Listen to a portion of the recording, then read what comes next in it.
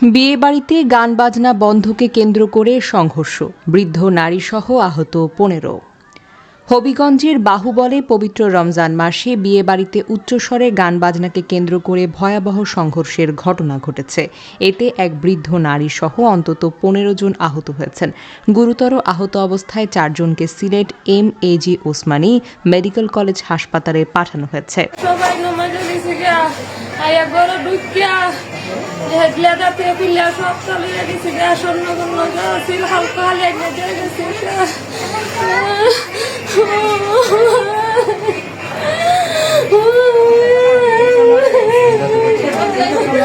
আমার শাশুড়ি কেইটা থাকছিল ঘটনাটি ঘটে বাহুবল উপজেলার মিরপুর ইউনিয়নের ঘোষপাড়া গ্রামে। স্থানীয় সূত্রে জানা যায়, বৃহস্পতিবার রাতে ঘোষপাড়া গ্রামে একটি বিয়ে বাড়িতে উচ্চস্বরে গান বাজনা হচ্ছিল। পবিত্র রমজান মাসে এই ধরনের আচরণে আপত্তি জানিয়ে প্রতিবাদ করেন গ্রামের কয়েকজন। এতে উত্তেজনা ছড়িয়ে পড়ে।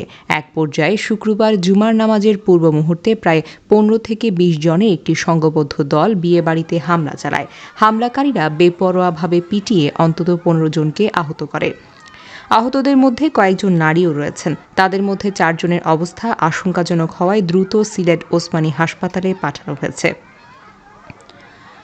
সংঘর্ষের খবর পেয়ে দ্রুত ঘটনাস্থলে পৌঁছান মিরপুর ইউনিয়নের চেয়ারম্যান পদপ্রার্থী ও যুব জামায়াতের বাহুবল উপজেলার সভাপতি মীর জমিলুন নবী ফয়সল। তিনি উভয় পক্ষের সঙ্গে আলোচনা করে পরিস্থিতি নিয়ন্ত্রণে আনেন এবং সালিশের মাধ্যমে সমাধানের আশ্বাস দেন। এই ঘটনার পর ঘোষপাড়া গ্রামে চরম উত্তেজনা বিরাজ করছে। আইনশৃঙ্খলা পরিস্থিতি স্বাভাবিক রাখতে অতিরিক্ত পুলিশ মোতায়েন করা হয়েছে।